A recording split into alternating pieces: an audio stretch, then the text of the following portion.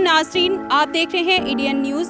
6 सितंबर के हवाले से खसूसी ट्रांसमिशन के साथ मैं हूं ताहिरा शेख। वही कौमें दुनिया में अपना वजूद बरकरार रखती हैं और रख सकती हैं जो अपना मजबूत दिफा करना जानती हो।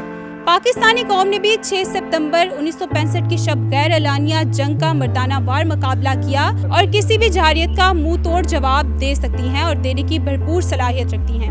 6 सितंबर 1965 की शब इंडिया ने पाकिस्तान पर हमला किया, जबकि पाकिस्तान एक अमन पसंद मुल्क है। इंडिया ने रात की तारीकी में हमला करके अपनी बुज़दिली दिखाई कि वो बुज़दिल है और रात की तारीकी में ही हमला कर सकता है। हमारी सरहदों के मुहाफिज जाग रहे थे जब इंडिया ने पाकिस्तान पर हमला किया। हमला तो इंडिया ने कर दिया, लेकिन दुश्मन को अपने मुंह की खानी पड़ी। दुश्मन चाहता था कि वो पाकिस्तान को सर कर ले, लेकिन पाकिस्तान एक जिंदा कौम है, अपनी हिफाजत करना जानती है। पाकिस्तान ने जुर्रतमंदाना मुकाबला किया और दुश्मन को मार भगाया। दुश्मन चाहता था कि वो पाकिस्तान को कब्जा में लेकर लाहौर में नाश्ता करे, लेकिन पाक अफवाज और अवाम पाकिस्तान ने यह ख्वाब चकनाचूर कर दिया। हमारे जवान दुश्मन से दो दो हाथ करने घर से निकल पड़े और दुश्मन को मुंह तोड़ जवाब दिया। खेप किरण और चविंडा में दुश्मन ने हमला किया और इसके बाद दुश्मन ने सरगोदा फजाई हमला करके ये साबित किया कि वो बुज़दिल है। हमारे शाहीनों ने पलक झपकते ही एक साथ चार जहाज तबाह कर दिए। दुश्मन फजाइया की कमर तोड़ दी। जंग सितंबर में BRB नहरे पाकिस्तान की पहली दिफाई लाइन साबित हुई। दुश्मन ने सितंबर 1965 की पाकिस्तान की तरफ मैली आंख से देखने की जुर्रत को खाक में मिला दिया और ये ख्याल था दुश्मन का कि पाकिस्तान के अहम इलाकों को कब्जा में ले लेंगे और नाश्ता पाकिस्तान में करेंगे। लेकिन मुसलमान ईमान की ताकत से सुरखरू है और वो हमेशा अल्लाह की मदद हासिल करते हुए पाकिस्तान की हिफाजत करता रहता है। हमारे मुहाफिज हमारी सरहदों पर जागते हैं और हम चैन की नींद सोते हैं। दुश्मन को ये अंदाज़ा नहीं था कि पाकिस्तान के जवान शेर हैं। शेर सोया हुआ हो या फिर घायल हो, शेर शेर ही होता है।